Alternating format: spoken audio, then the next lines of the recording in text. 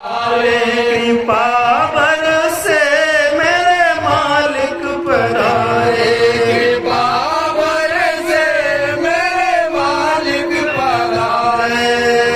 गुरुदेव जय गुरुदेव।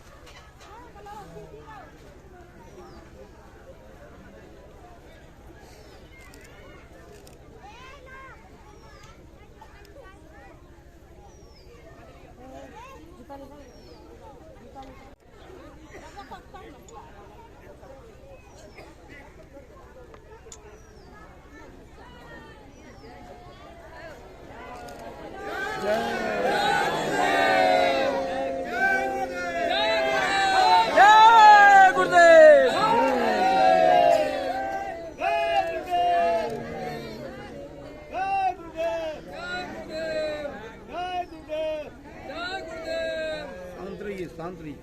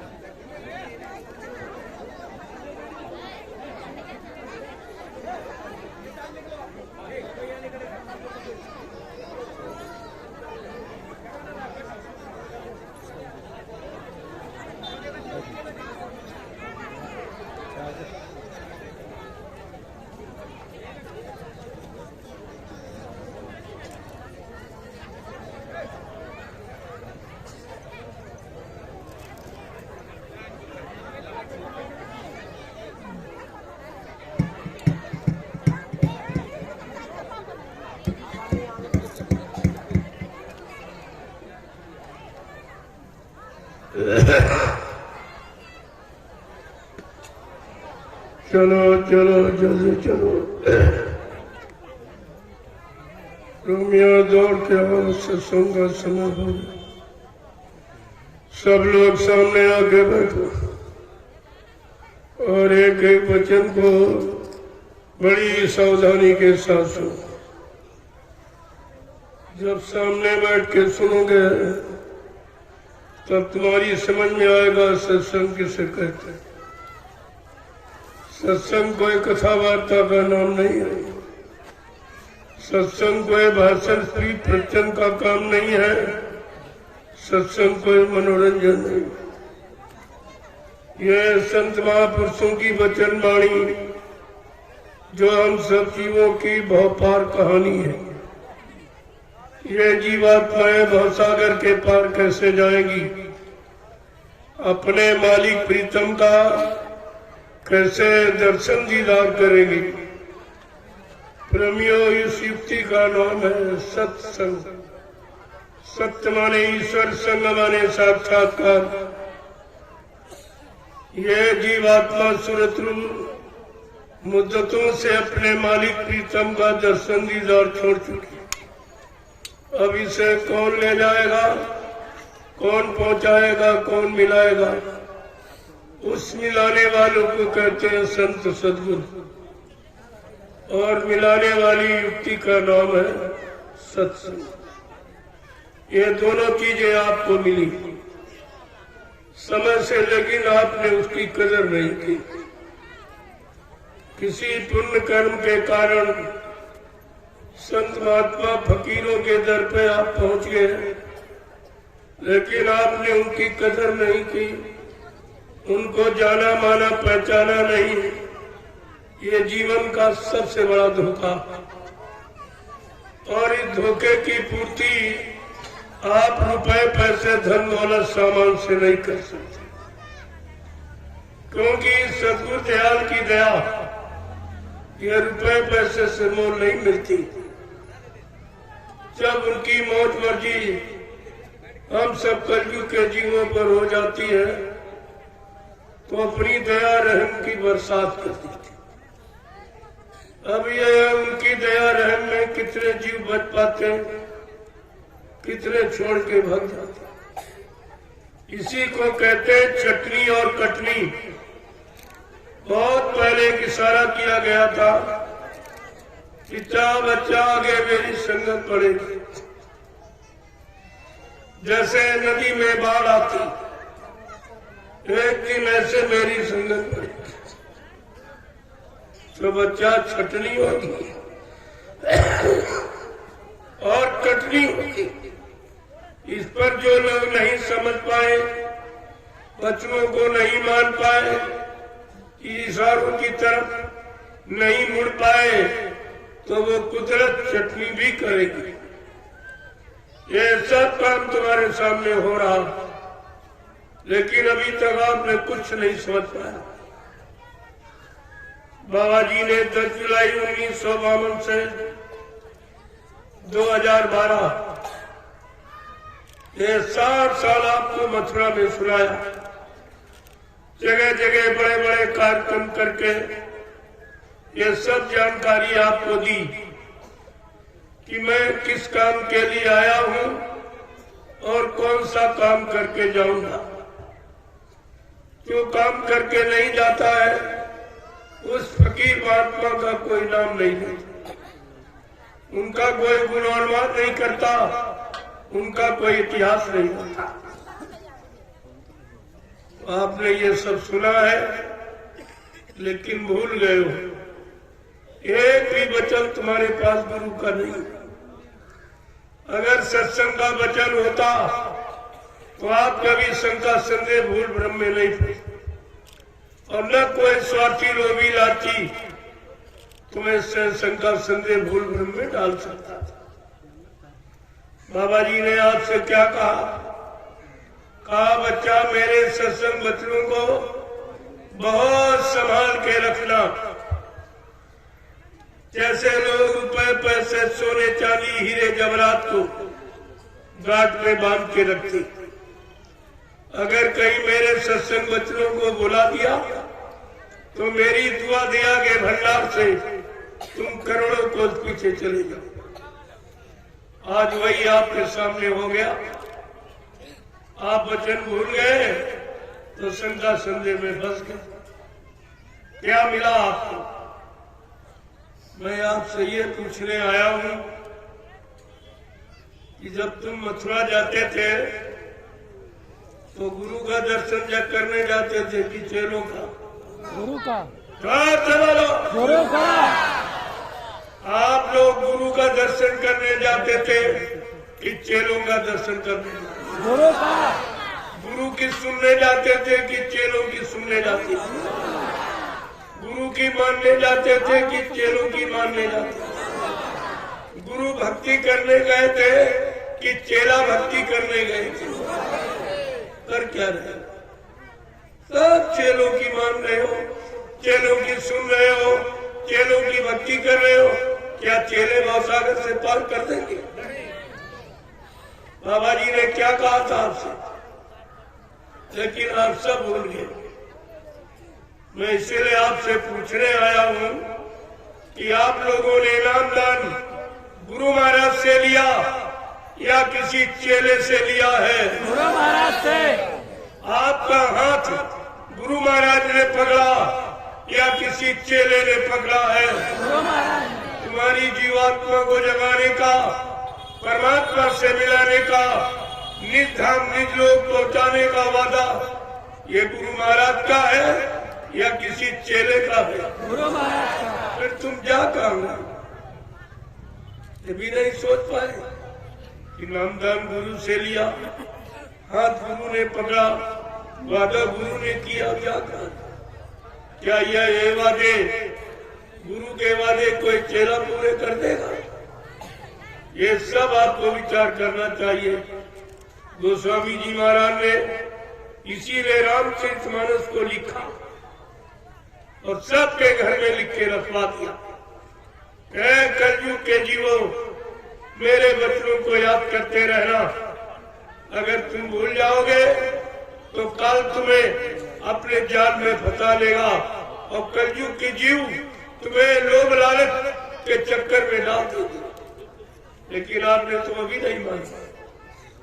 उन्होंने लिख के क्या बताया कि गुरु बिन भवनिधि इस तरह कितना साफ साफ लिख के बताया कि गुरु बिन भवनिधि तरह न कोई और जो बिरंची शंकर समोई। कितना साफ कि यहाँ कोई ब्रह्मा विष्णु महादेव के समान धनवान, बलवान, बुद्धिमान, कीर्तिवान क्यों न बन जाए, लेकिन ये भवसागर बगैर सदगुरु के कोई पार नहीं कर सकता। फिर भी आप भूल गए तो चेलों के चक्कर में। अगर चेले काम कर देते तो गुरु को वहां आने की क्या जरूरत है? इसलिए बाबा जी को सब कुछ बताना पड़ा, अपना परिचय देना पड़ा। आज तक किसी संत महात्मा फकीर ने इस तरह का अपना परिचय नहीं दिया, क्योंकि इस भूमंडल पर कभी इस तरह का महात्मा फकीर कोई आया नहीं। गोस्वामी जी महाराज ने उत्तरकांड में एक इशारा किया है, एक अनी अनामा अज सत्यानंद प्रभु रामा। एक ही अनामी धाम है, वहाँ एक अनामी महाप्रभु है। जब अनामी महाप्रभु मानव चोला धारण करके मृत्युलोक मंडल पर आएगा, प्रभु नाम जगाएगा, प्रभु नाम सिद्ध करेगा और प्रभु नाम का प्रचार कराएगा, प्रभु नाम से जीवात्माओं को जगाएगा और प्रभु नाम का बेड़ा भवसागर में लगाकर इन जीवात्माओं को प्रभु धाम पहुंचाएगा। तब प्रभु जीवात्माओं का आवागमन समाप्त हो जाएगा। ऐसे समाप्त नहीं होता, क्योंकि सत्यलोक से संत आते जाते रहते। वो संत को चाहे फकीर को एक ही बात, मुर्शिद को चाहे कोई अंतर नहीं, शिष्य को मुरीद को एक ही बात। ये भाषा का जगह या उन्होंने खड़ा कर दिया और हमें आपको एक दूसरे से लड़वा दिया, एक दूसरे से मिलना जुलना बंद करा दिया, एक दूसरे की खिदमत और सेवा हम लोग इससे वंचित रहे। ये मानवता इंसानियत का कितना बड़ा नुकसान था। इस पर किसी की दृष्टि नहीं जा रही कि हमने अपना पारस्परिक संबंध तोड़ दिया। जो आपस में मिलते जुलते थे, एक दूसरे के काम आते थे, एक दूसरे की खिदमत सेवा करते थे, ये सब खत्म हो गया। इतनी बेमनुष्यता बढ़ा दी, पारस्परिक प्रेम के मोहब्बत इतना खत्म कर दिया। आपने देखा होगा कि मोहम्मद साहब के जीव कभी लड़ते झगड़ते, राम के भक्त कभी लड़ते झगड़ते, कृष्ण के भक्त कभी लड़ते झगड़ते नहीं। देवी देवताओं की पूजा करने वाले आपस में प्रेम से, लेकिन आज ये गुरु भक्तों को क्या, ये सब आपस में लड़ झगड़ते, एक दूसरे की सुनना, एक दूसरे को देखना पसंद नहीं करते। इनकी बुद्धि में क्या होगा, जबकि नाम सब जय गुरुदेव ही लेते हैं। अरे जब जय गुरुदेव नाम से जुड़े हो, उसी परिवार के हो, उसी गुरु के शिष्य हो, उसी पाठशाला मथुरा में पढ़े हो और गुरु ने वही शिक्षा सबको सिखाई, फिर ये झगड़ा कब सिखाया? जो आपस में झगड़ा किए बैठे हो, ये क्या गुरु ने आपको सिखाया था?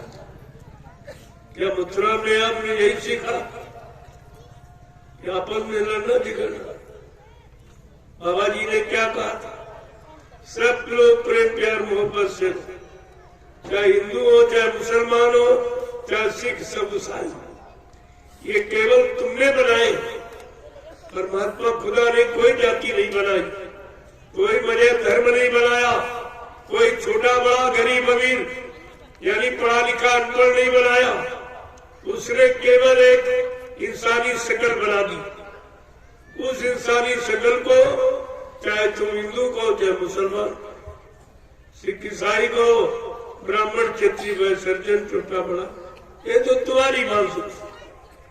लेकिन खुदा परमात्मा ने ऐसा कोई मतभेद नहीं किया। उसने सबको एक समान, एक भाव विचार में रहने की शिक्षा और एक ही मानवीय खान पान सबका बताया, अलग नहीं किसी की बताया। अब तुम अपनी मन मर्जी से अलग अलग सब करो, सब जातियां अलग बना दी, मजहब अलग बना दिए, धर्म अलग बना दिया, मत मतांतर फिरके अलग बना दिए, छोटा बड़ा गरीब अमीर कहने लगे, ये नीच है हम ऊंच है, ये छोटा हम बड़ा है, हम ये हम वो है। ये करके आपने ये सामाजिक व्यवस्था को खराब कर दिया। जिस समाज में रहना, उस समाज की व्यवस्था खराब हो जाएगी। तो समाज में रहने वाले कितने लोग सुख शांति से रह पाएंगे? कभी आपने बैठकर विचार किया है? बाबा जी ने एक सूत्र बंधन में बांधने का पूरा प्रयास यानी मतलब किया, लेकिन हम लोग आपस में एक जय गुरुदेव नाम में नहीं बन के रहते। कोई इधर जा रहा, कोई उधर जा रहा, कोई उधर जा रहा। अरे नाम तो लेके लेते हो, दूसरा नाम तो नहीं। अगर दूसरा नाम लो तो मान ले तुम कोई दूसरे हो। जब एक ही परिवार के हो, एक ही गुरु के शिष्य हो, एक ही पाठशाला में पढ़े हो, गुरु ने एक ही शिक्षा आपको सिखाई, तो ये झगड़ा आपने कहाँ सीखा? ये कर रहे हो, ये झगड़ा कहाँ से सीखा? सत्संगी वही है जो सत्संग में आवे और प्रेमियों को बुला के ले आवे, उसको कहते हैं सत्संगी। और ये सत्संगी कहते हैं कि सत्संग का विरोध करते, सत्संग की बगावत करते। अरे सत्संग हमारा तुम्हारा नहीं, सत्संग तो गुरु का। किसी प्रेमी के मुख से हो, सत्संग गुरु का किसी का नहीं। अगर सत्संग का विरोध करते तो आप गुरु का विरोध करते। गुरु का विरोध करते हो, इसलिए अपनी मर्यादा का विरोध करते हो, अपनी भारतीय संस्कृति का विरोध करते हो, गुरु की शिक्षा का, गुरु के नाम का विरोध करते हो। यही आज तक आपको नहीं मालूम कि हम कर क्या रहे। तो ये सब जानकारी अगर तुम्हारे पास होती गुरु महिमा की, तो शायद ये स्थिति आज गुरु परिवार की नहीं होती जो इस समय सब बिखर गई। कोई इधर बग गया, कोई उधर बग गया, कोई उधर बग गया। अब आप ये सोचिए कि बाबा जी ने तो संगठन सिखाया आपको, जय गुरुदेव धर्म प्रचारक संस्था मथुरा भारत संगठन, दूरदर्शी संगठन, भूम ज्योतिक खेतिहर काश्तकार संगठन, ये 3 संगठन बनाए और चेले सब विघटन कर रहे।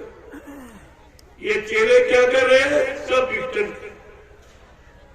गुरु ने संगठन बनाया और चेले विघटन कर। क्या आगे आने वाले भविष्य में आप लोग अपने आप को बाबा जय गुरुदेव जी महाराज का शिष्य कहला सकोगे? कोई तुमको शिष्य मानेगा? क्या शिष्य का कर्तव्य यही है कि गुरु की निंदा करे, गुरु के बनाई व्यवस्था को खत्म करे, गुरु से अलग हो जाए और जीवों को अलग कर दे, गुरु की चरण शरण से जीवों को अलग कर दे? क्या ये शिष्य का कर्तव्य?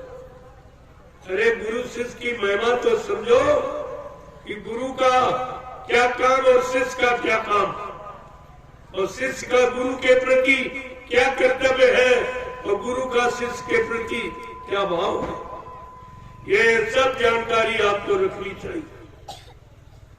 इसलिए बाबा जी को अपना परिचय देना पड़ा कि मेरे प्रेमी कहीं मेरे बारे में भूल भ्रम संदेह में न फंस जाए या कोई स्वार्थी लोभी लालची अपने स्वार्थ लोभ लालच में पास कर इनको कहीं अलग न कर दे।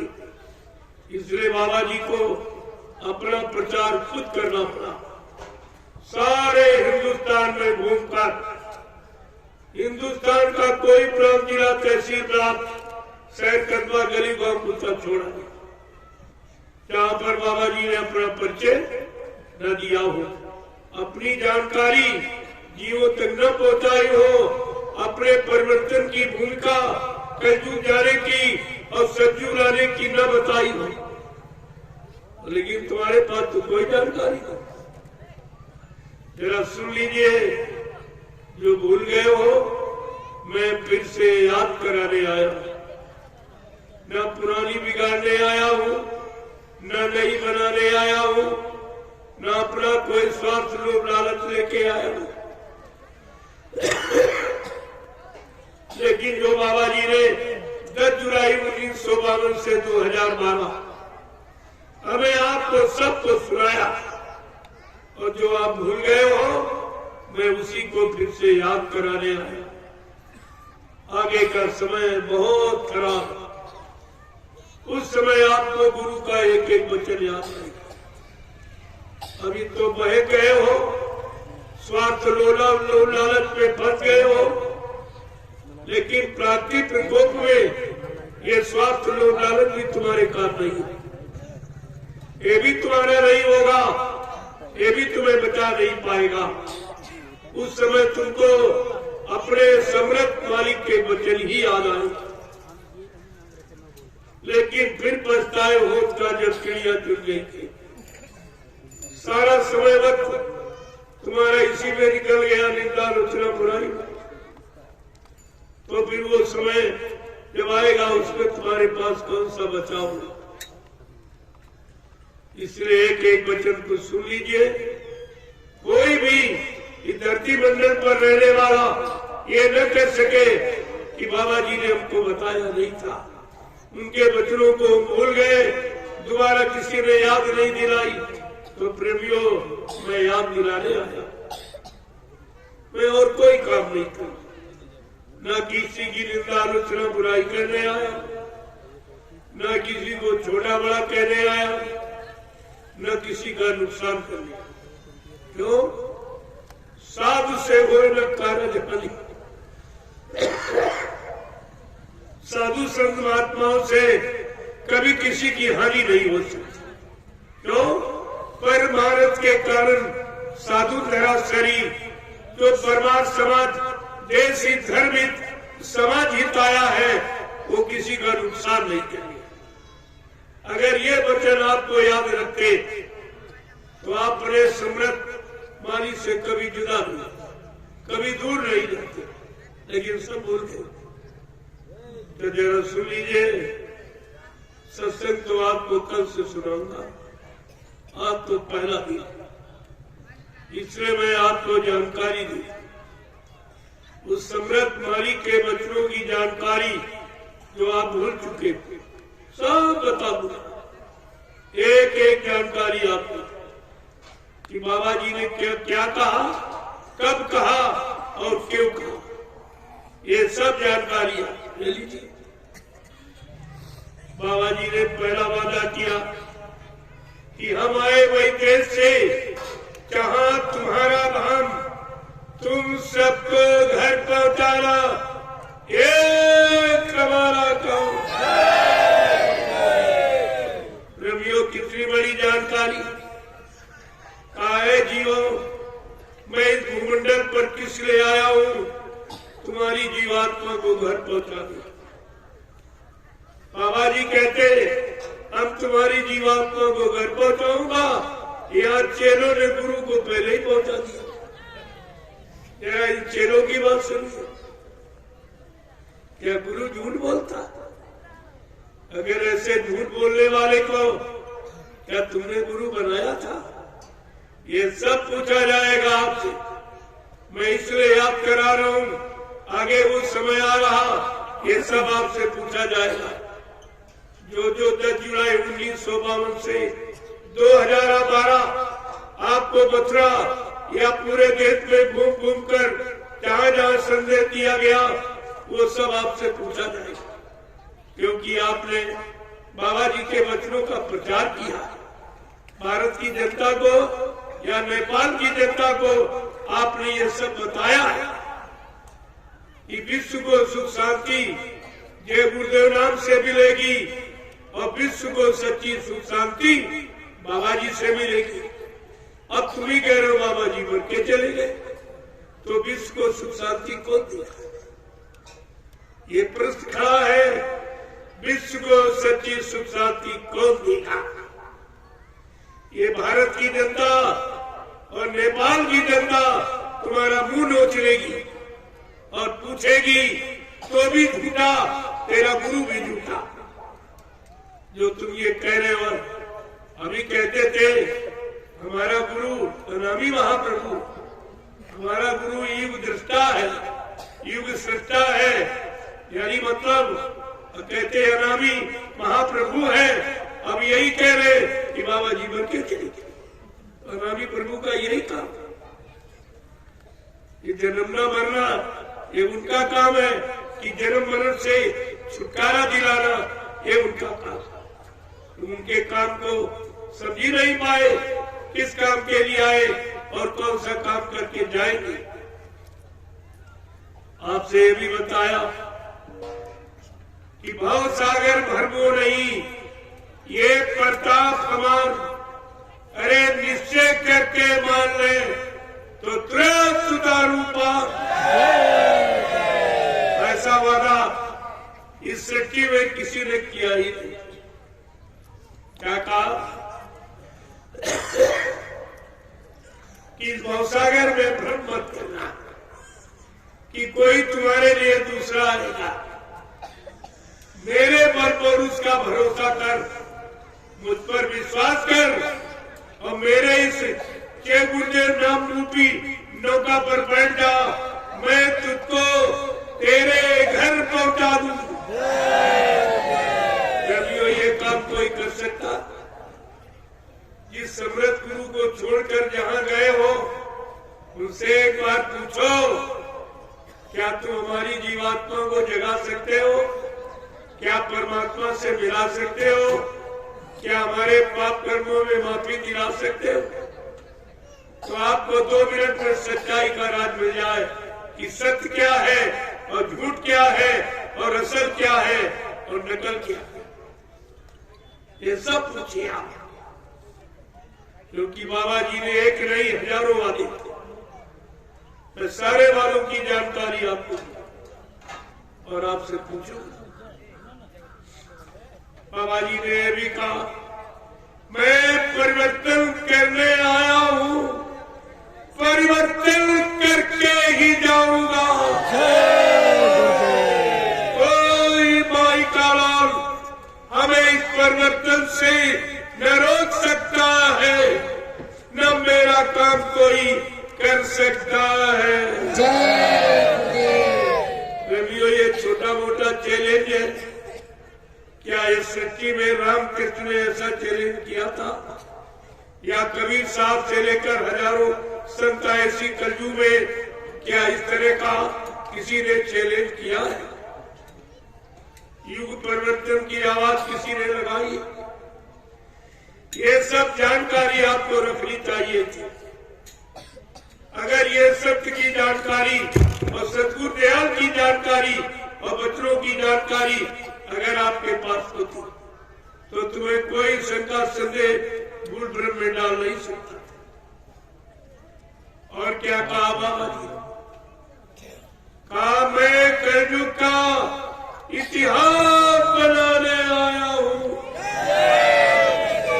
ऐसा इतिहास बनाऊंगा जो भूते न भविष्यते, सतयुग से द्वापर के लोग अपने पूरे युग का इतिहास परिणाम हो जाएंगे।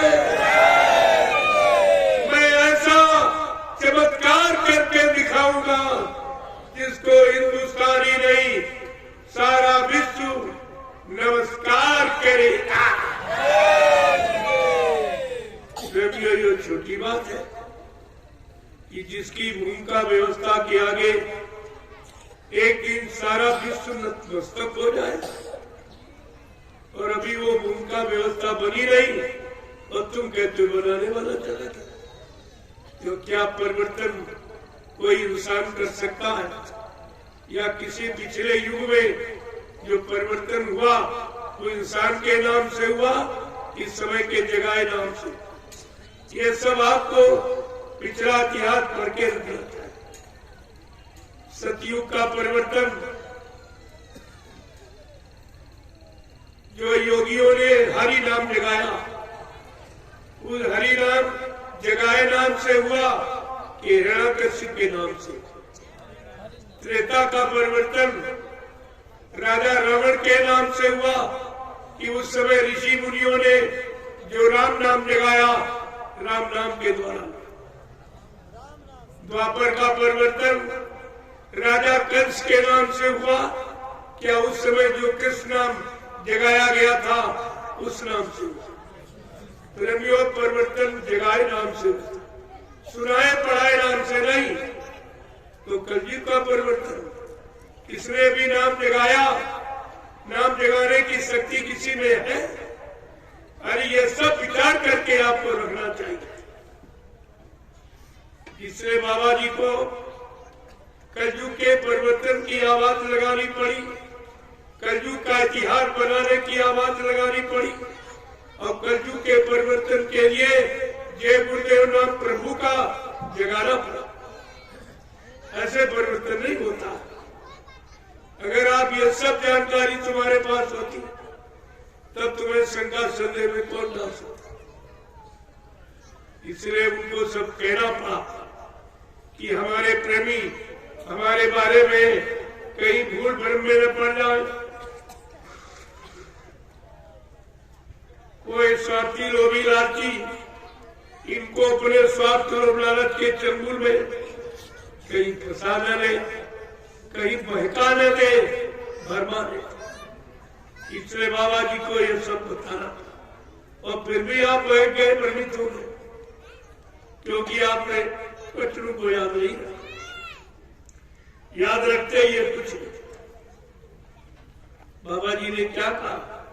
मैं कलयुग को भगाऊंगा और सतयुग को लाऊंगा, सबको न्याय सुरक्षा रोजी रोटी की व्यवस्था बना के दूंगा, सबको शाकाहारी बनाऊंगा, सबकी जीवात्मा को जगाऊंगा, परमात्मा से मिलाऊंगा, और अपने नाम जहाज पर मैं डालकर सारी सुरते रूहों जीवात्माओं को निर्धाम पहुंचाऊंगा।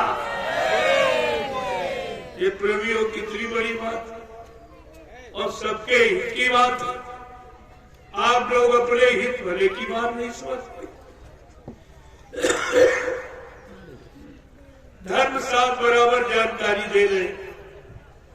हित अनहित पशु जाना, मानव तन गुण ज्ञान में धाना कि हित अनहित पक्षी भी जानता तो मनुष्य होकर अपना हित नहीं समझ पाए। तुम्हारे हित की बात कौन कह रहा, अपने हित की बात कौन कह रहा, तुमको लाभ देने की बात कौन कह रहा, तुमसे अपना लाभ लेने की बात कौन कह रहा।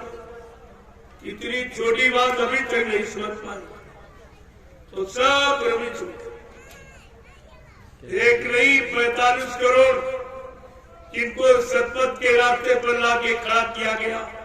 आज गुरु का भक्त एक भी नहीं, गुरु का भक्त एक भी नहीं, सब चेलों के भक्त।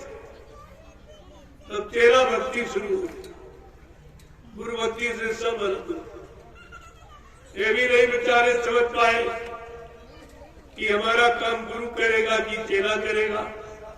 हमारी जीवात्मा रूह का कल्याण गुरु मुर्शिद करेगा कि चेला कर देगा। इतनी छोटी छोटी बातें जब तुम्हारे पास नहीं समझ की रही तो तुम इतना बड़ा ये राज रहस्य शुद्ध रूह जीवात्माओं का और खुदा परमात्मा का ये कौन जानेगा। बिना फकीरों के जरिए, बगैर महात्माओं के जरिए रात कोई नहीं। आपने तो सब कुछ खो दिया। जब बाबा जी ने आपको नामदान दिया तब भी ये वादा किया कि बच्चा मैं अजर अमर देश से आया हूँ, जब तक इन जीवात्माओं को अजर अमर देश नहीं पहुँचा लूंगा मैं चैन से बैठने वाला नहीं हूँ। जब तक मेरा एक भी जीव यहाँ रहेगा मैं बराबर मौजूद रहूंगा। जब मेरे जगह सारे जीव चले जाएंगे मैं पीछे से जाऊंगा। तो मैं आपसे ये पूछ रहा हूँ, क्या तुम्हारी जीवात्मा जाग गई? क्या परमात्मा खुदा से मिल गई? जो तुम कहते हो मिलाने वाला चला गया, पहुंचाने वाला चला गया, फिर तुम्हारी जीवात्मा को कौन पहुंचे? कोई है ऐसा? ऐसा कोई सृष्टि में कोई अमगत नजर आ रहा तो तुम्हारी जीवात्मा को जगा के परमात्मा के पास पहुंचाने वाला थी? फिर भी समझ में आते नहीं। कैसे समझोगे? इतना सरल करके तुम्हारे सामने ये समझौती रखी गई 10 जुलाई 1952 से और 2012। 60 वर्ष इतना जगाने का समय किसी ने नहीं दिया जितना बाबा जी गुरुदेव जी महाराज। और आपने उनको अपना गुरु बनाया, लेकिन ये भी नहीं जान पाए कि गुरु किस काम के लिए आता है और कौन सा काम करके जाता है। जबकि संतों के बारे में पहले से आपको जानकारी दी गई। संत वचन पलटत नहीं परत जात ब्रह्मांड। चाहे ब्रह्म अपनी ब्रह्मांड की रक्षा में तब्दीली बदलाव क्यों न कर दे, लेकिन संत जो कहेंगे वो करके दिखाएंगे। संतों की जबान दस्तावेज होती, जिसको आप यूनिवर्सल ट्रुथ, अकाट सत्य कहते हैं। गोस्वामी जी महाराज ने संतों की महिमा का परिचय देते हुए आपको उन्होंने भी जानकारी दी कि कहीं संत बचनों को भूल न जाए, कहीं के जीव बेचारे नहीं मुसीबत आपत्ति में फंस जाए। तो उन्होंने भी कहा संत दरस किम पातक करई, संतों के दर्शन मात्र से पापों का क्षय हो जाता। क्या कोई इंसान अपना दर्शन देके पाप काट सकता? अरे तुम करोड़ों रुपए किसी को दो, कह दो हमारा ये पाप काट दीजिए, ये काम कोई नहीं। और वो आपका काम करूं अपने दर्शन देकर ही आपका काम कर, फिर भी आप भूल गए ऐसे मालिक। हमें तो बड़ा अफसोस होता है कहने थे कि तुम्हारे पास कोई वचन नहीं रहा। उनकी हमदर्दी का, उनकी शुभचिंतक का और रहमन रहबरा, उनके मंतव्याली एक भी वचन तुम्हारे अंदर घर नहीं था। सारा समय आपने व्यर्थ में गवा दिया। फिर मथुरा जाने का, दर्शन करने का, सत्संग सुनने का, सेवा देने का, सेवा करने का, गुरु के वचनों का प्रचार करने का और गुरु से नाम दान लेकर सुमरन ध्यान भजन करने का क्या मतलब निकला? सब झूठ, सब धोखा। क्या गुरु ने आपको धोखा देने के लिए नाम दान दिया था? क्या आप लोगों ने गुरु से धोखा पाने के लिए नाम दान दिया था? नहीं। इतनी भी बात तुम्हारी समझ में नहीं है और सब भूल गए। एक भी वचन तुम्हारे पास होता तो शायद आज गुरु परिवार की ये स्थिति नहीं होती जो आज है। परिवार आपस में लड़ता झगड़ता, कौरव पांडव की वो स्थिति बना डाली। क्या गुरु ने आपको लड़ना सिखाया था कि आपस में मिलजुल के रहना सिखाया? भजन करना सिखाया था कि निंदा आलोचना बुराई करना सिखाया? कम से कम कुछ तो गुरु के लिए मर्यादा रखो। अरे गुरु के लिए कुछ तो अपने अंदर रास्ता विश्वास रखिए। आखिरकार तुम्हारा क्या हुआ? आगे वो समय आ रहा, तुम्हारा हमदर्द कोई दिखाई नहीं दे और तुमने गुरु को भी खो दिया।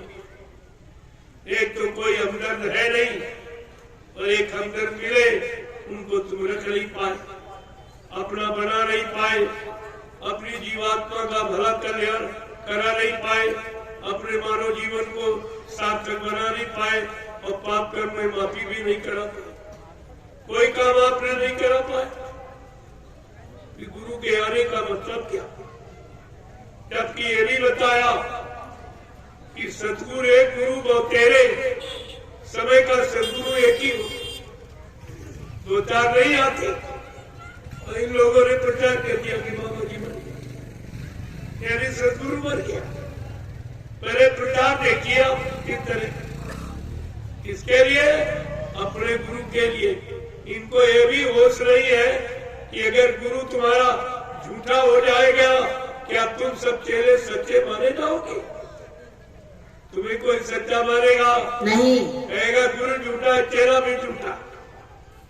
तुमने अपने लाभ की बात भी नहीं सोच पाई और जो चाहो मुझसे कह दो। इससे बड़ी निंदा क्या हो सकती गुरु? ये मर जाना शब्द इसके लिए प्रयोग करते हो दुश्मन के। तेरा भाई मर जा, तेरा बाप मर जा, तेरा पति। सब ने ये कहा गुरु मर गया, गुरु मर गया, गुरु मर गया। ये गाली, ये अमर्यादित, ये शब्द गुरु के प्रति उच्चारण किए गए और तुम अपने कानों से सुनते रहे। जानते हो इसका कितना बड़ा पाप? गुरु निंदा सुने जो काना, पाप लगे गौघात समाना। जो गुरु की निंदा सुनता है उसको गौ हत्या का पाप लगता। ये तो पाप आपने किया ही सबने ये निंदा सुनी और कोई नहीं बोला। मथुरा में 5 लोगों ने ये नाटक किया। चलो उन्होंने अपने स्वार्थ लोग लालच के लिए कि बाबा जी को अगर ऐसा कह देंगे मर गए तो मथुरा की संपत्ति हमको मिल जाए। लेकिन इनको ये नहीं मालूम ट्रस्ट की संपत्ति न कोई ले सकता, न कोई बेच सकता, न किसी एक की होती, वो ट्रस्ट की होती। ट्रस्ट में जितने लोग होते सबका उसका प्रयोग करने का अधिकार होता। इन्हें ये सब क्या मालूम कि ट्रस्ट का मतलब क्या है, ट्रस्ट किसे कहते हैं, ट्रस्ट किस लिए बनाया जाता, तो जानकारी आपको है। और सब लोग धोखे में रह गए। केवल 5 लोगों ने नाटक किया तो तुम 45 करोड़ क्या करते? तुम 45 करोड़ क्या करते? हम यही आपसे पूछ रहे हैं। चलो 5 ने अपने स्वार्थ लोभ लालच के लिए प्रचार किया कि बाबा जी बन गए, लेकिन तुमने देखा सच बोलना, बाल बच्चेदार हो, जब आपको मथुरा में बुलाया गया कि बाबा जी का अंतिम दर्शन कर जाओ, क्या हिंदुस्तान के या नेपाल के किसी प्रेमी ने मथुरा में बाबा जी के शरीर को पूरा खोल के देखा ना? नहीं, नहीं, क्या पूरा शरीर किसी को खोल के दिखाया गया? नहीं। तो तुमने कैसे मान लिया? अगर कोई कह दे तुम्हारा पिता मर गया, शरीर न दिखाया जाए, क्या बिना देखे विश्वास करोगे? और बिना देखे 13वीं बनाओगे, बाल मुड़वाओगे? और तुमने तो सब पढ़ा, ये तुम्हारे द्वारा सिद्ध कराया उन लोगों ने, अपने अलग खड़े रह गए और तुम्हारे द्वारा 13वीं बनवा के और बाल मुड़वा कर ये सिद्ध करा दिया कि बाबा जी मर गए। ये अपराध तुमने किया है, कलंक तुमने लगाया है, और ये पाप का बोझा तुम्हारे सिर पे, ये तुम्हें भोगना पड़ेगा। अभी तुम जानते ही नहीं, जब सब जान जाओगे तो इन पर तुम थूकोगे नहीं। जिनके पीछे दौड़ रहे हो तुम थूकोगे नहीं। अगर ये मैं सारा रात खोल दूं, या ऐसे ऐसे लोग बैठे इनका हार्ट अटैक हो जाएगा, अपने गुरु का अपमान ये नहीं सह सकते। प्रेमियों, जो इन लोगों ने गुरु को बांधकर जो आश्रम में सजा दी, ये चोर डकैत कतली को भी सजा नहीं दी। जब इनको गुनाहों को आप जब वाकिफ होगे, जानकारी हो जाएगी, तब तुम इन पर थूकोगे। तुम्हारा थूक भी इनके लिए महंगा होगा, क्योंकि आप तक इस सृष्टि में गुरु के साथ अपने लोगों ने ऐसा कभी व्यवहार नहीं। ईसा मसीह को सूली पर चढ़ाया था गैरों ने, लेकिन बाबा जी को अपनों ने कह डाला कि मर गए चले गए। हमने लोगों से पूछा क्या तुमने मथुरा में देखा था? नहीं देखा नहीं था। हमने कहा ये बताओ, जब कोई इंसान मरता है, गांव घर मोहल्ले में सबने देखा होगा, क्या कोई लाश को कमरे में बंद करके ताला डाल के रखता है? नहीं। ये कभी देखा सुना? अगर ऐसा कोई करे तो ये प्रशासन तुरंत उसको उठा के जेल में बंद कर, कि तुमने जहर दे के मारा या फांसी लगा के तभी तुम लाश को छिपा रहे। ये छिपाने का मतलब क्या था? क्यों छिपाया? और तुमने किसी ने कुछ कहा नहीं कि भाई तुमने बुलाया है कि अंतिम दर्शन कर जाओ, तो कम से कम दर्शन तो करिए गुरु का। इसीलिए नहीं कहा। मैं आपसे यही पूछता हूँ कि जब कोई मरता है, क्या शीशे में बंद करके रखा जाए? नहीं। ये भी नाटक आपके साथ होता है। क्या लाश को सामने न रखकर ऊपर मंच पर नीचे रखा जाता है? ये दर्शन कराने का कौन तरीका? और दर्शन भी नहीं, केवल ऊपर रख दिया।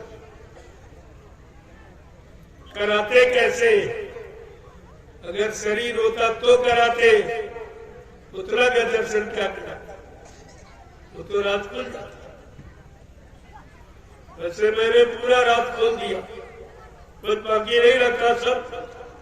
और हाई कोर्ट इलाहाबाद ने 17 अक्टूबर 2017 को फैसला भी ले लिया। इन दोनों को अवैध माना, उज्जैन वाले को और मथुरा के ड्राइवर को, क्योंकि ये दोनों ट्रस्ट के मेंबर नहीं है। आप जानते हो, पढ़े लिखे हो, कि मेंबर को संस्था का कार्यवाहक रूप में काम करने का मौका दिया जाता जब तक किसी पद की सत्यता जाहिर नहीं हो जाती, तब तक वो कार्यवाहक रूप में कार्य कर सकते। मैं ये मथुरा वाला ड्राइवर मेंबर, मैं उज्जैन वाला मेंबर। और तुम्हारे बिहार से इन पे मुकदमा कर दिया कि सिद्ध करो जब ये कानून नियम सिद्धांत बना हुआ कि मेंबर कार्यवाहकों में काम कर सकता, ये दोनों मेंबर नहीं है, अवैध है, लिया जाए इस पर मुकदमा किया। जो भी तुम सेवाएं दे रहे हो या आज तक आपने दी है वो सब इसी रिश्वत में खर्च की। गुरु की सच्चाई छिपाने में तुम्हारी सेवा जाए। अरे सेवा देने का मैं विरोध नहीं करता हूं, सेवा अपनी आंख से देख कि हमारी सेवाओं का प्रयोग कहां हुआ। अगर अच्छे काम में होगा तो अच्छा लाभ मिलेगा और बुरे काम अपने स्वार्थ और लालच में कोई खर्च करेगा तो उसका खामियाजा तुम्हें भी भोगना पड़ेगा। इसलिए बहुत सोच समझ ये सब काम करने की जरूरत है। अल्लाह तो दो ने बताया, एक कह रहा बाबा जी हमको वसीयत कर दे, एक कह रहा हमको बाबा जी नाम पावर दे गए। तो मैंने पूछा क्या हिंदुस्तान में दो ही चेले, इन 45 करोड़ का क्या होगा? 1 करोड़ टाट बोरा पहनने वाले ये तपस्या कर रहे, इनका क्या होगा? हिंदुस्तान के या नेपाल देश के लोग जब सुनेंगे तो क्या कहेंगे कि बाबा जयगुरुदेव जी महाराज के 45 करोड़ चेले थे और 1 करोड़ टाट बोरा पहनने वाले, क्या इनमें कोई काबिल नहीं निकला जो गति उसको सौंपी जाती? काबिल निकला तो 2.5-3 बरस का ड्राइवर जो शराबी न शाकाहारी है, न गुरु का शिष्य है, न नामधारी है, न संस्था का मेंबर है, न कभी 1 रुपए सेवा दिया, न 1 डेलिया कभी मिट्टी डाली, वो सारा माली बन गया। तुम क्या रहे? तुम्हारी समझ में कुछ नहीं आया। तुमको क्या मिला?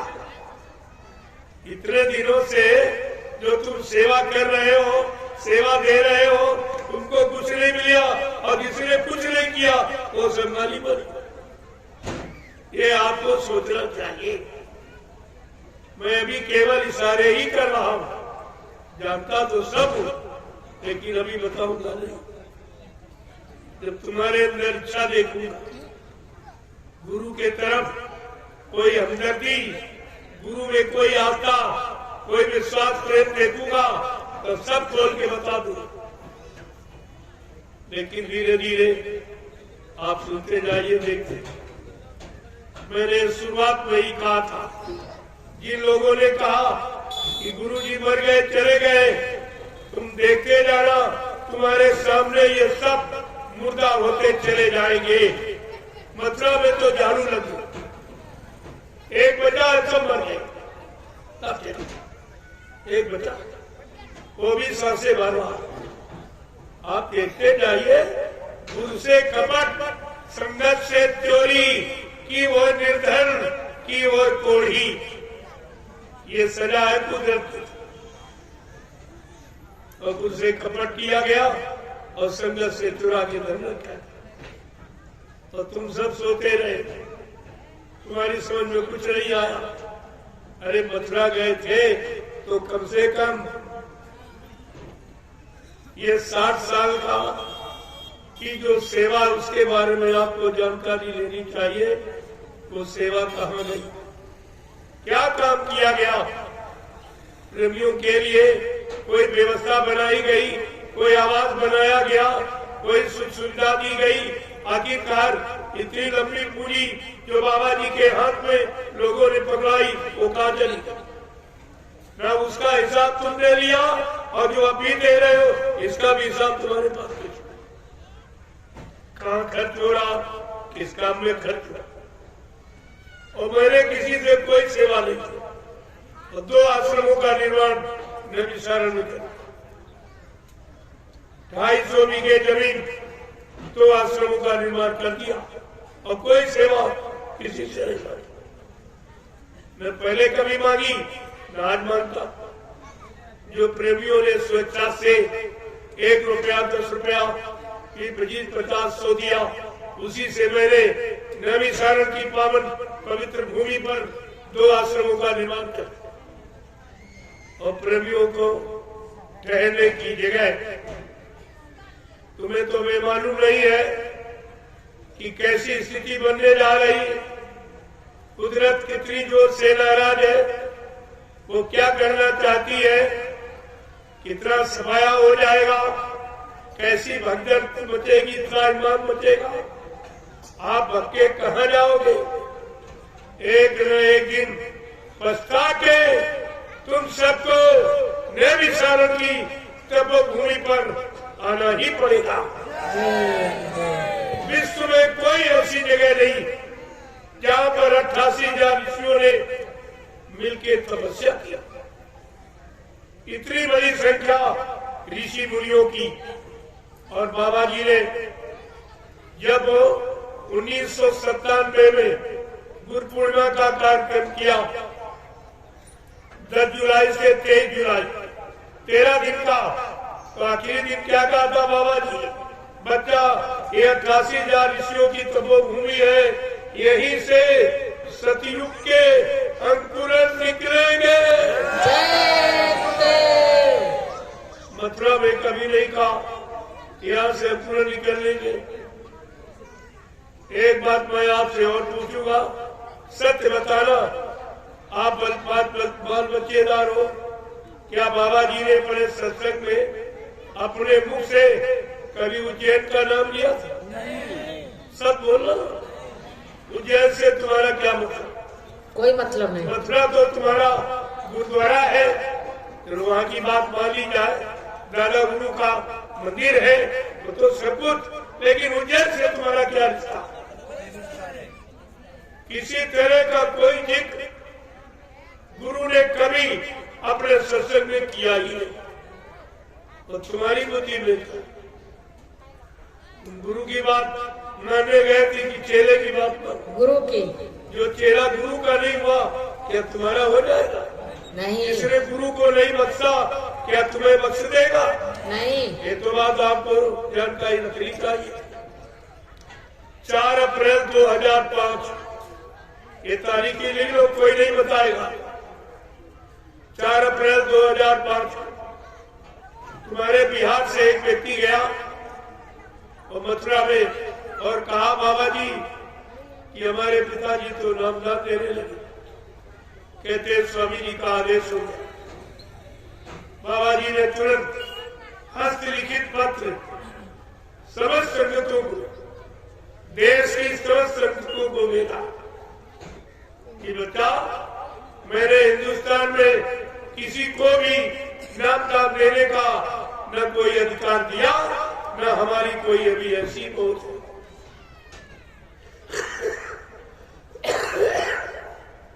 2010 में बाबा जी ने फिर एक आदेश जारी किया। आज तक मैंने जितने आदेश दिए, मैं सारे आदेशों को निरस्त कर रहा हूँ। न मेरे यहाँ कोई अध्यक्ष बनेगा, न मंत्री बनेगा, न वक्ता प्रवक्ता बनेगा। सब लोग सेवादार बनो, भजरा नदी बनो। परिवर्तन सेवादारों से होगा, भजरा नदियों से होगा, अध्यक्ष मंत्रियों से, वक्ताओं से, नेताओं से धार्मिक धरा पर परिवर्तन न कभी हुआ और न कभी होगा। ये सब आपको ध्यान में रखना। ये आदेश कहाँ चले? 2011 में बाबा जी ने फिर पुनः आदेश दिया कि बच्चा, मैंने हिंदुस्तान में किसी को भी नामदान देने का कोई अधिकार नहीं दिया, न हमारी कोई अभी ऐसी मौत, क्योंकि नामदान देने के काबिल अभी कोई नहीं। जो बड़ी जीवात्मा को जगा लेगा, परमात्मा से मिला लेगा। और जो 7 जन्म आगे 7 जन्म पीछे जीव के पाप कर्मों को धोना जानता है, वो नामदान भी। नामदान देने का अधिकार प्रेमियों को। और तुम्हें सत्संग मालूम नहीं, वचन भूल गए तो सिंहासन में चले गए, कुछ आपको नहीं बात। तो मैंने कहा, भाई नामदान तो पहले भी दोहराते थे, जब बाबा जी नामदान देते थे, इसके बाद इनसे कहा जाता था प्रेमियों को दोहरा के बता दो। ये पहले भी बताता था, दोहराता पहले भी था, आज भी दोहरा रहा।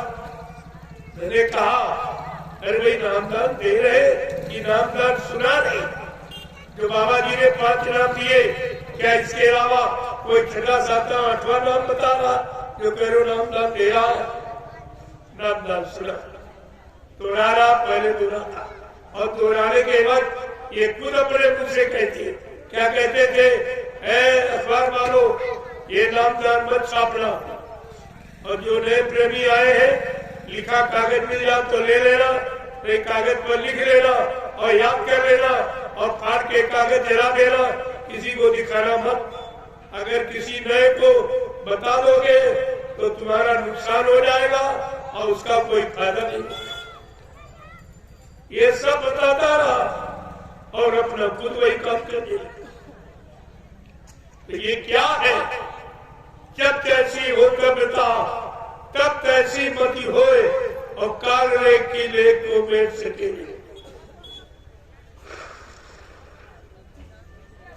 जब पापों का घड़ा भर जाता तो प्रेमियों फूटता जरूर।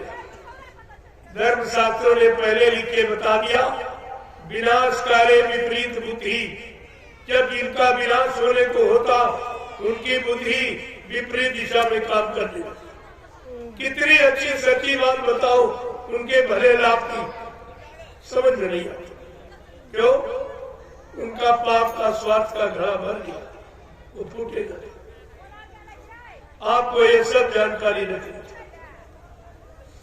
मैंने लोगों से पूछा कि संत मत में वसीयत होती ही नहीं। अगर वो मथुरा वाला ड्राइवर कह रहा है तो तुम्हें भी जानकारी रखनी चाहिए कि संत मत में वसीयत नहीं होती। संत अपना उत्तराधिकारी बना के, व्यवस्था चला के और सबसे पूछ के प्रमाणित करके तब जाता। और बाबा जी ने पहले ही बता दिया था, मेरी सजुगी व्यवस्था का संचालन कौन करेगा? उत्तराधिकारी कौन बनेगा? महाबली एक शासक होगा, धर्म मुकुट सिर पर धारेगा, धरा से देगा, पाप हटाए और जय गुरुदेव की बानी। लेकिन आप भूल गए, सब भूल गए। अगर ये सब याद होती तो कोई स्वार्थी लोभी लाठी अपने स्वार्थ लालच में तुम्हें फंसा नहीं सकता और गुरु की दया से तुम्हें हटा नहीं सकता था। लेकिन आपने कुछ नहीं रखा, कुछ नहीं। दूसरी बात मैंने कहा, ये बताओ, बाबा जी मथुरा में, आश्रम मथुरा में, मंदिर मथुरा में, जमीन मथुरा में, तो क्या बाबा जी वसीयत करने इटावा गए थे? क्या मथुरा में कोर्ट नहीं था? हाँ। ये सब आपसे पूछा जाएगा। मैं इसलिए आपको याद दिला रहा हूँ, आगे ये सब पूछा जाएगा। क्या मथुरा में कोर्ट नहीं था जो बाबा जी वसीयत करने इटावा गए थे? ये प्रेमियों जालसाजी और वो जाली वसीयत खुल गई। आप देखते जाइए आगे क्या होता, सुनते जाइए और बच्चों को संभाल के रखें। जब एक एक वचन सिद्ध हो जाए तब मान लेना, हमें कोई जल्दी नहीं मनवाने की, लेकिन याद कराने की जल्दी जरूर है, ताकि कोई व्यक्ति ये न कर सके कि हमको बाबा जी के वचन मालूम नहीं थे। बस हमें केवल इतना ही काम करना, सबको याद दिलाना। माना न माना ये खुशी आपकी, मैं मनवाने नहीं आया हूँ, याद कराने आया हूँ। तो ये तो आपको ध्यान में रखना चाहिए। दूसरी बात, कैसे देश का प्रधानमंत्री राजा होता, क्या प्रधानमंत्री की गति पर प्रधानमंत्री का ड्राइवर बैठ सकता है? जोर से बोलो। क्या प्रधानमंत्री की गति पर प्रधानमंत्री का ड्राइवर पर बैठ सकता? नहीं, बैठने दिया जाएगा? नहीं, बैठ जाएगा तो गद्दी की मर्यादा रहेगी या चली जाएगी? चली जाएगी। और आपने क्या किया?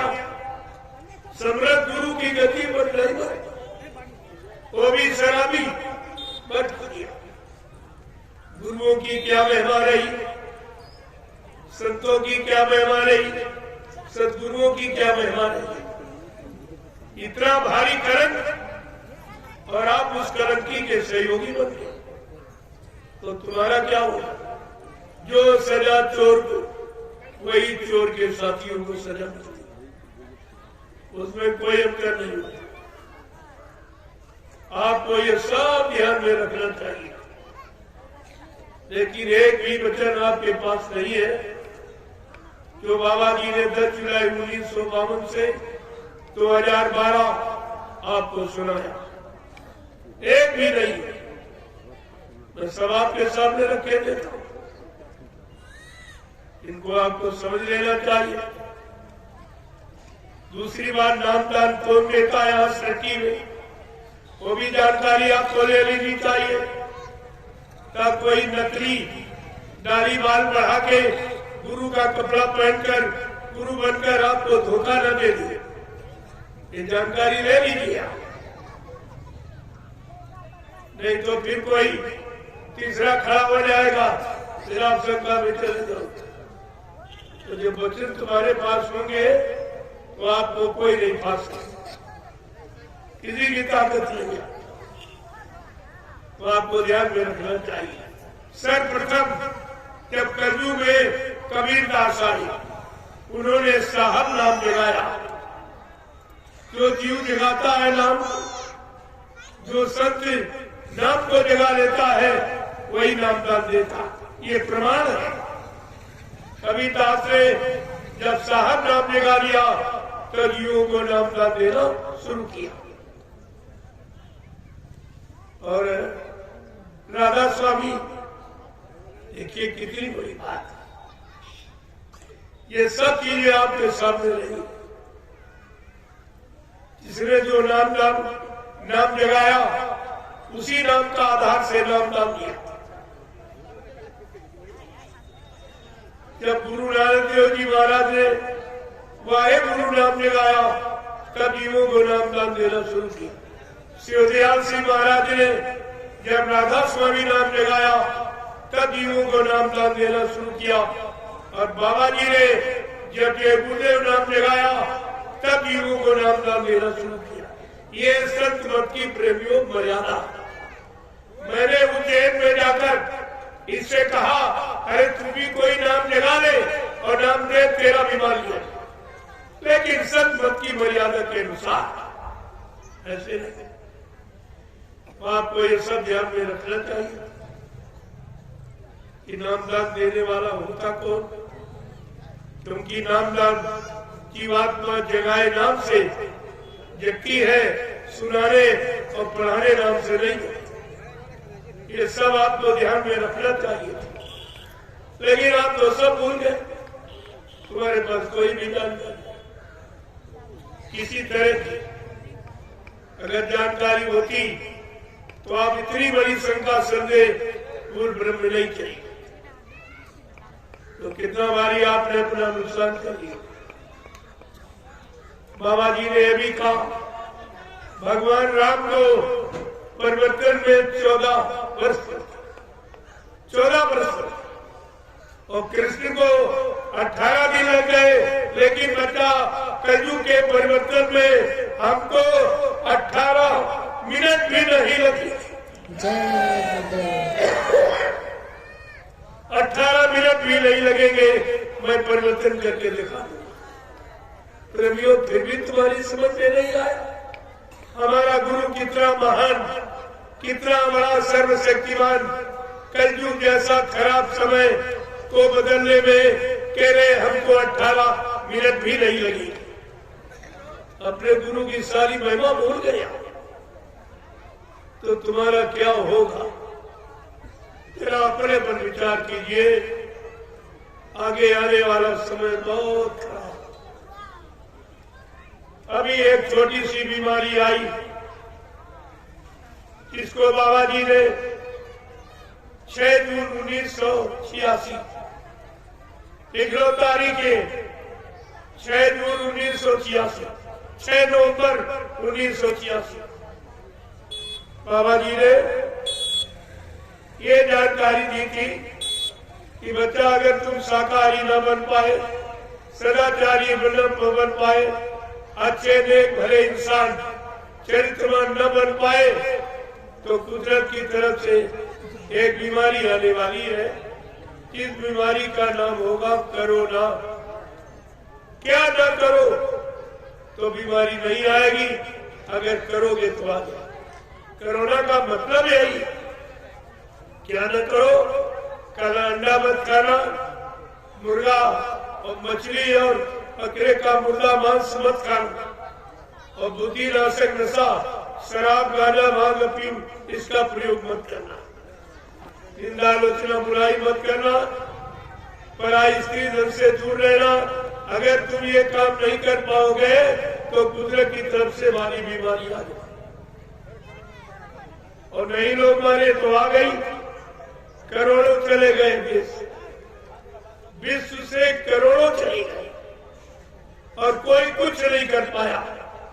न कोई प्रधानमंत्री मुख्यमंत्री रोक पाया, न कोई डॉक्टर में हकीम रोक पाया, न कोई दवा रोक पाई, क्योंकि ये बीमारी नहीं, ये कुदरत की नाराजगी। जो कुदरत नाराज हो गई तुम्हारे कार्य कारनामों से, जो तुमने मारकाट हिंसा चोरी कत्लेआम व्यभिचार कुचार झूठ छलकपट बेमारी जो धोखाधड़ी किया, उससे कुदरत सख्त नाराज। और अभी क्या जो आगे और बड़ी आने वाली, क्योंकि इस पर सरकारों ने छूट दे दी। सब देश के जिम्मेदारों ने परमिट लाइसेंस बना दिया, चाहे जितने मुर्गा काटो, चाहे मछली मारो, चाहे अंडे फोड़ो। यानी मतलब ये जब इस तरह की छूट हो जाएगी उस देश की जनता का क्या होगा, इस पर कोई विचार नहीं करता। न कोई नेता सोच रहा, न कोई महात्मा सोच रहा।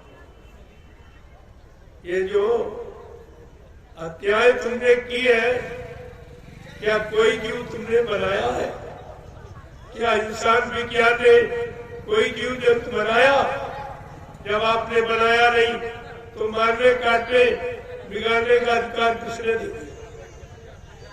ये अधिकार किसने आपको? यही तुम्हारे विनाश का कारण बन जाए। ये हिंसा और हत्या जो ये कराई जा रही नित्य प्रत, और इसमें बढ़ावा दिया जाए, सहयोग किया जाए, तो आगे का समय बहुत खराब है। उस खराब समय से बचने बचाने का सामान किसी के पास। जो लोग ये कह रहे हमारे पास रहने के लिए मकान है, बंगला है, कोठी है, फ्लैट है, और खाने के लिए घर में रोटी है, चावल है, दाल है, और कहते मतलब यानी खेती दुकान दफ्तर बिजली मजदूरी आमदनी के लिए है और सहयोग के लिए पत्नी बाल बच्चे भाई बंद बिरादर है। लेकिन तुमको ये नहीं मालूम ये कुदरत के एक झटके में चला जाएगा। ये कुदरत के एक झटके में सब मसाला खत्म। आपको इस पर विचार करना चाहिए। मैं तो केवल इशारे कर रहा हूं, समय आ जाएगा तो सब कुछ बताऊंगा, लेकिन आपको ये जानकारी रखनी चाहिए। नहीं रखोगे तो तुम जानो तुम्हारा काम। कोई ये नहीं कह सकता कि हमको किसी ने बताया। आज जो परेशानी आ रही उसके लिए तुम्हारे गांव से कस्बों में कोई आया? कोई नेता आया जिसको चंदा नोट बोर्ड और महंगाई और टैक्स सभी भरते हुआ कोई आया तुम्हारी मुसीबत दूर करने? और कोई महात्मा जिसको रोटी कपड़ा और धोती और मतलब दान दक्षिणा रुपया पैसा सब देते हो, कोई महात्मा आया? अरे किसी के बस की बात नहीं की। मुझे यही क्यों मानना पड़ा? मैंने ऐसा निर्णय क्यों लिया? क्या आपको तुम्हारे से हमदर्दी और किसी को नहीं? ये तो आपके सामने है कि तुमसे अगर किसी को हमदर्दी होती, आगे आने वाले खराब समय से बचाने के लिए जरूर कोई जुटी लेके आती। मैंने देखा कोई नहीं जाना, चलो एक बार सबको जानकारी और इनको आगे आने वाली मुसीबत से बचने के लिए महाप्रसाद दिया। प्रेमियों, महाप्रसाद किसी ने आपको दिया कभी? तुम्हारे दरवाजे आके सड़कों पर गलियों में पुकार लगा लगा कर किसी ने प्रसाद ऐसे बांटा जैसे समय बांटा जाए? ये कभी किसी ने नहीं किया और न कोई करना न आगे कर सके। ये तुम्हारी हमदर्दी का पहला प्रमाण है। आप बच जाओ, आपका परिवार बच जाए, सामान बच जाए। मैं तो ये भाव लेके आया हूं, तो आप इसको समझ लो और इस प्रसाद को जो लेके आए। कल भी बांटा कितना, देखा आप कितनी भीड़, शायद नेपाल में इतनी भीड़ लेके कोई नहीं आया। और ये प्रसाद किसी ने बांटा नहीं होगा, कोई हो। मैं सबके बारे में कह रहा हूं, ये काम न किसी ने किया और तुम्हारी हमदर्दी का और न कोई कर सकता, न आगे कोई करेगा। इसको ध्यान रखिए। तो जो लोग कल नहीं ले पाए, आज ले ले वो प्रसाद। सत्संग में कल से सुनाऊंगा जो आपने जीवन में कभी नहीं सुना। आप तो मैंने केवल छोटी सी एक जानकारी जो तुम्हारे में भूल भ्रम समृद्ध गुरु के लिए पैदा हो गया, केवल भूल भ्रम दूर करने के लिए कहा। जय गुरुदेव, जय गुरुदेव,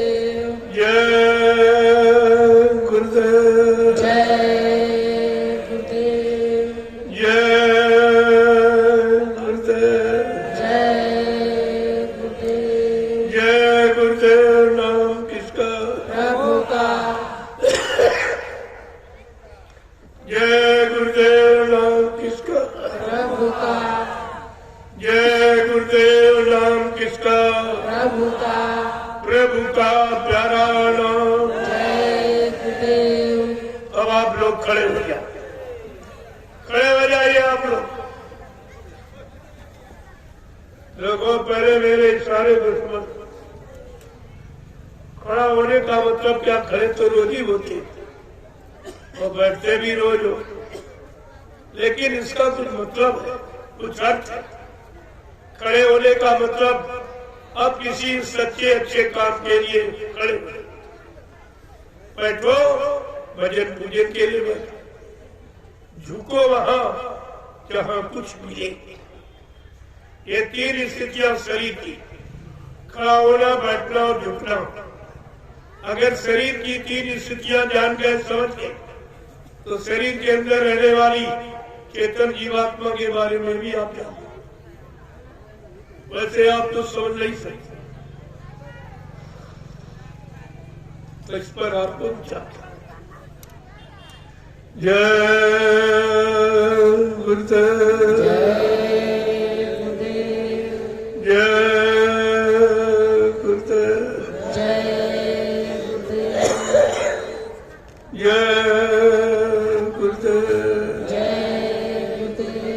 जय गुरुदेव। नाम किसका? प्रभु का। जय गुरुदेव। नाम किसका? प्रभु का। जय गुरुदेव। नाम किसका? प्रभु का। प्रभु का प्यारा नाम। जय गुरुदेव। जोर से बोलो, जय गुरुदेव। आप मिल बोलो, जय गुरुदेव। बोलना होगा, जय गुरुदेव। अभी से बोलो, जय गुरुदेव। दर्द हरेंगे, जय गुरुदेव। सब कष्ट मिटेंगे, जय गुरुदेव। शांति भी देंगे, जय गुरुदेव। सबके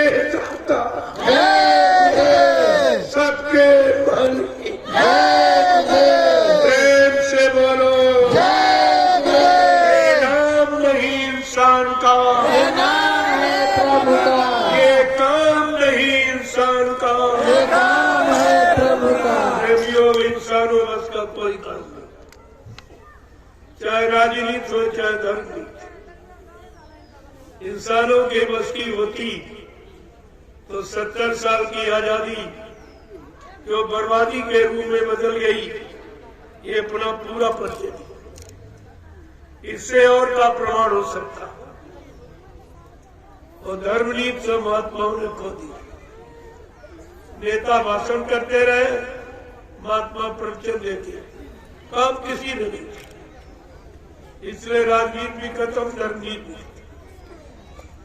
धर्म के लिए भगवान राम को रावण से लड़ाई लड़ी, धर्म के लिए भगवान कृष्ण को महाभारत करना पड़ा। धर्म ऐसे आया था। कितनी कुर्बानी लोगों की हो गई, कितनी माताएं निपुती हो गई, कितने बहनों का सुहाग लुट गया, तब आजादी का दर्शन। आज वो आजादी बर्बादी के कगार पर खड़ी, कोई कहने वाला नहीं। और तुम्हारे ये मौन का कारण तुम ऐसे लूटे जाओगे। अभी एक परीक्षा तुम्हारी ली गई थी। देश के जिम्मेदार लोगों ने देखा, देखे ये जनता कुछ जागी है कि सोई हुई।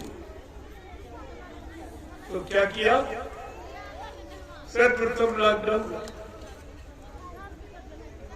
लॉकडाउन में कोई बोला ही नहीं, न किसी ने पूछा। उसने क्या किया? तुमको 3 महीने के लिए तुम्हारे घरों में जेल बना के बंद कर दिया। किसी ने नहीं पूछा मैंने कौन गुनाह किया, कौन पाप किया, देश का, समाज का, राष्ट्र का मैंने कौन सा नुकसान किया, आखिरकार हमको हमारे घर में जेल बना क्यों रखा जाए? कोई नहीं बोला। जब कोई नहीं बोला तो उन्होंने भट से तुम्हारी दुकान और तुम्हारा व्यापार बंद करा दिया। कभी कोई नहीं बोला कि आखिरकार हम खाएंगे क्या, हमारे बाल बच्चे कैसे जिएंगे, हमारा रोटी का साधन यही है, वो भी बंद कराया जा रहा। कोई नहीं बोला, न पक्ष न विपक्ष। जब कोई नहीं बोला तो फट से उसने रेल और मोटर सड़क यातायात सब बंद। मैं ये पूछता हूँ, आपने ये नहीं पूछा क्या कोरोना की ये कोई दवा है? घर में बंद कर दो ये कोई दवा, दुकान व्यापार बंद हो ये कोई दवा, रेल मोटर बंद कर दो ये कोई दवा है? कोई नहीं बोला, सब एकदम मौन। तब उन्होंने क्या किया? कोई नहीं बोल रहा है, चलो एक बात दूसरे विद्यालय और न्यायालय और कार्यालय सब बंद। कोई नहीं बोला। अरे तुम ऐसे ही पीटे जाओगे। यही स्थिति तुम्हारी थी जब मतलब हिंदुस्तान में मुसलमानों ने राज किया था। यही स्थिति तुम्हारी जब मुट्ठी भर अंग्रेज आए, पौने 200 वर्ष राज करके चले गए, तुम्हें गुलाम बना के रखा और तभी तुम सोए ही रहे। और आप फिर सो गए हो 70 साल से, तो इनके गुलाम बन गए।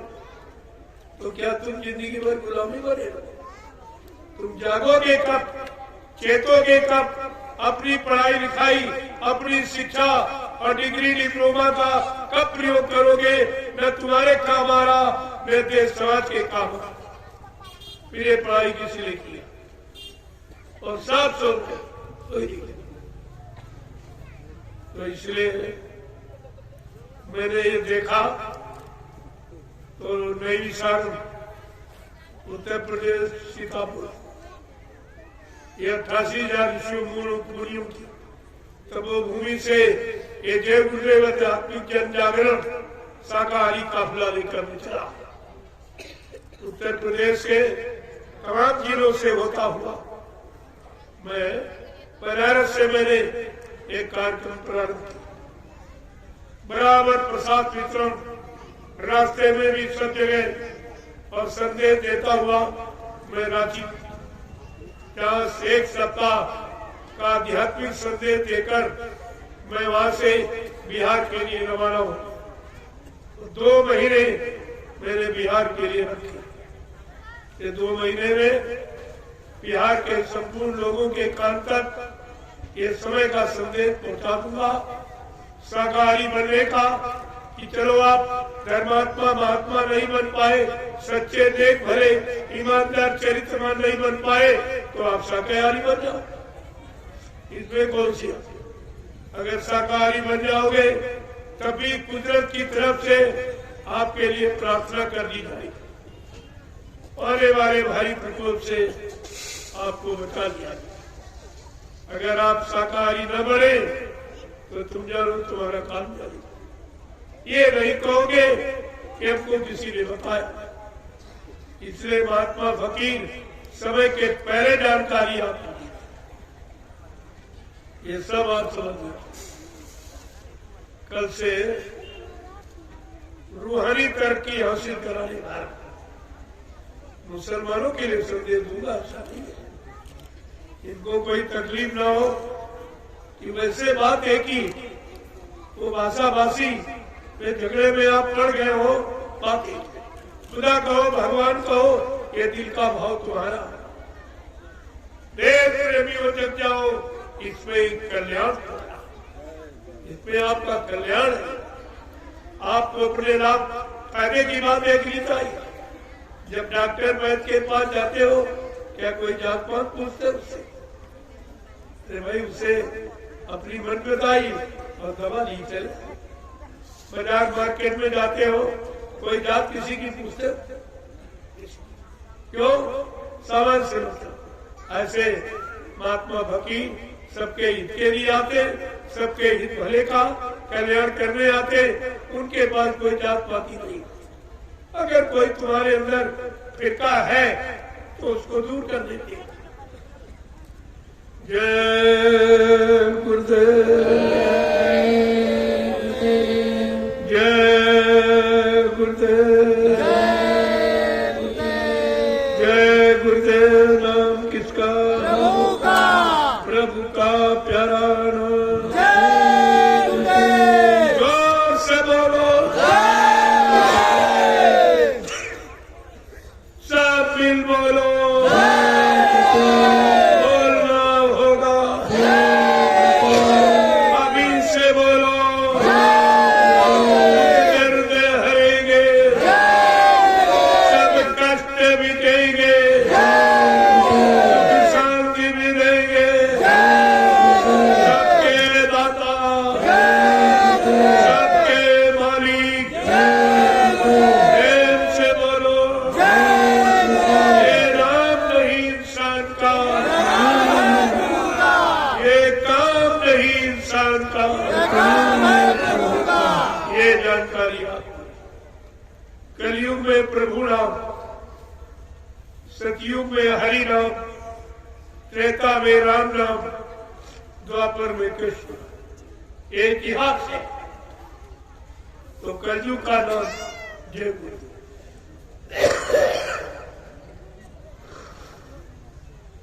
ये प्रभु का नाम है, और प्रभु की सारी सत्ता मृत्यु लोक से लेकर सतलोक तक उसी की सत्ता। आज वो प्रभु स्वतः मानव चोला धारण करके मृत्यु लोक पर चल गया। जिन्होंने वादा किया, बच्चा जिनको मैंने राम नाम दिया है, जब तक उनकी जीवात्मा को घर नहीं पहुंचा लूंगा, मैं मानव शरीर को छोड़ के जाने वाला नहीं हूं।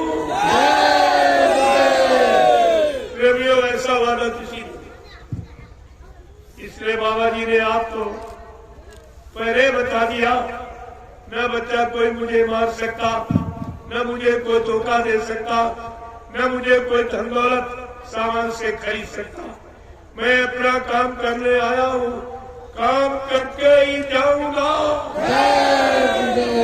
अगर जरूरत पड़ी तो इसी शरीर में 400 वर्ष तक रहूंगा और काम करके ही जाऊंगा। फिर आप भूल कैसे? क्या गुरु झूठ बोलता है? फिर आप कैसे भूल गए कि बाबा जी ने 400 वर्ष तक रहकर अपने काम को पूरा करने का वादा किया? अभी तो हिंदुस्तान या नेपाल राष्ट्र अन्य राष्ट्रों में केवल ये जानकारी दी गई कि बाबा जी के शरीर की उम्र 116 वर्ष और 10 वर्षीय लीला की। इस समय 126 वर्ष की उम्र है। अब आपको सोचना चाहिए कि वो 400 वर्ष तक रहकर अपने काम को पूरा करने का दावा कर रहा है।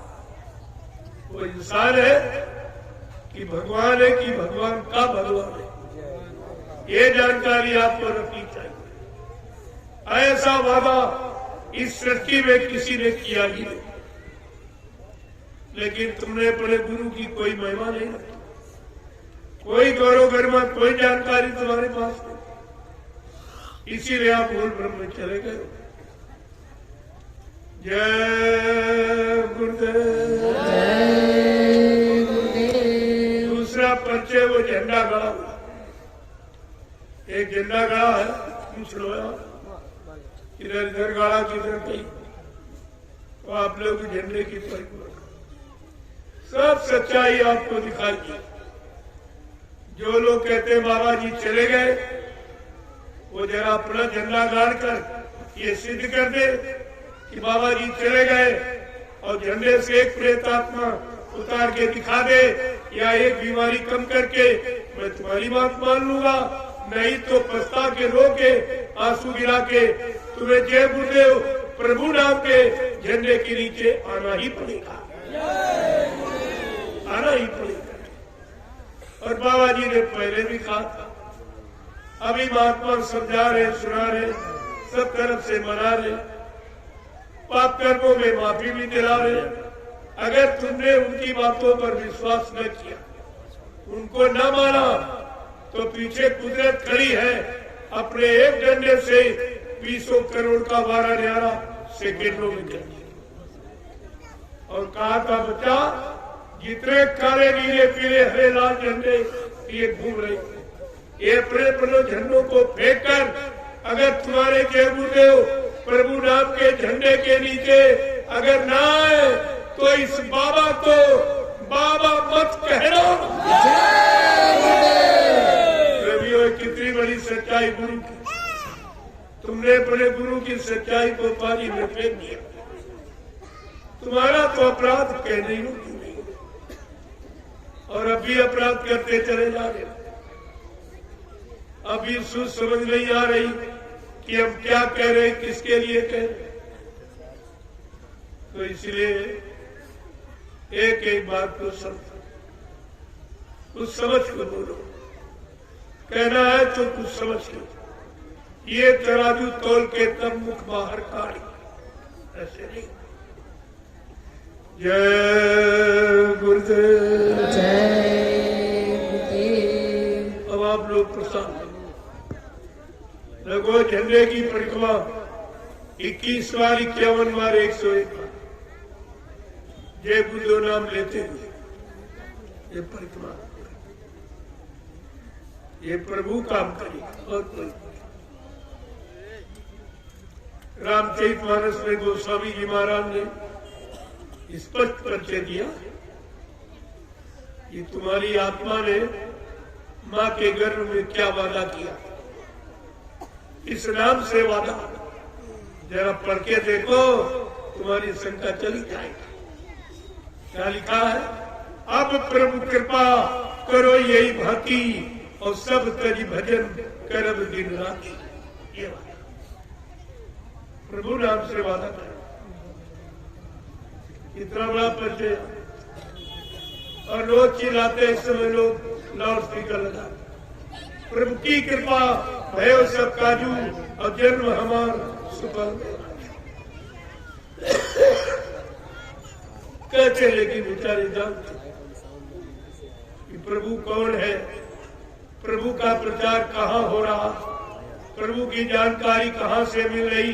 वो है 88 ऋषियों की तपोभूमि नैमिषारण्य, वहां से प्रभु नाम की जानकारी और सबको जानकारी दी जाती। ये सब आपको जानना चाहिए।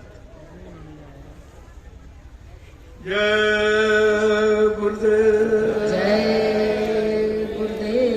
सतयुग कौन लाएंगे,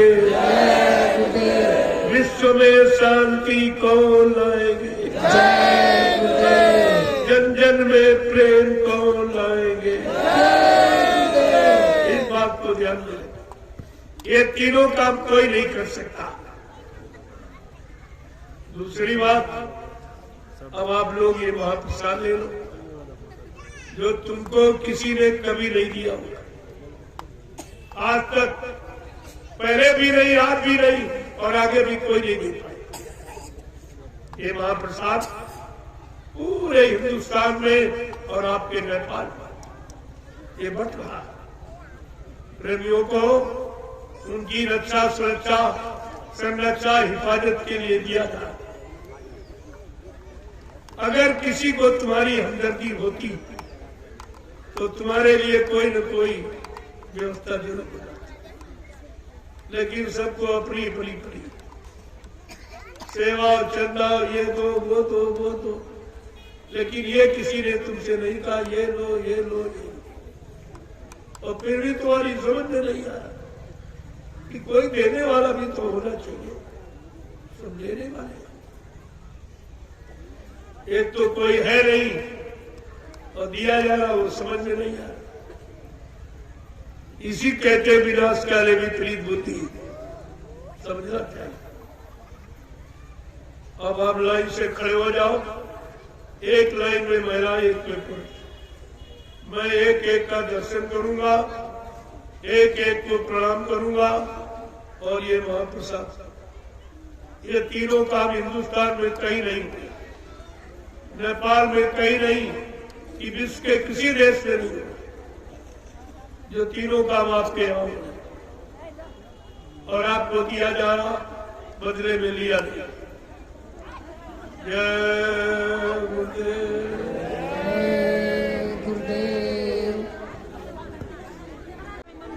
कल से संदेश प्रसारित, आज तो मेरे खुद का जानकारी जो तुम्हारे में शंका संदेह भूल भ्रम भर गई थी, उसकी झाड़ू लगा दिया।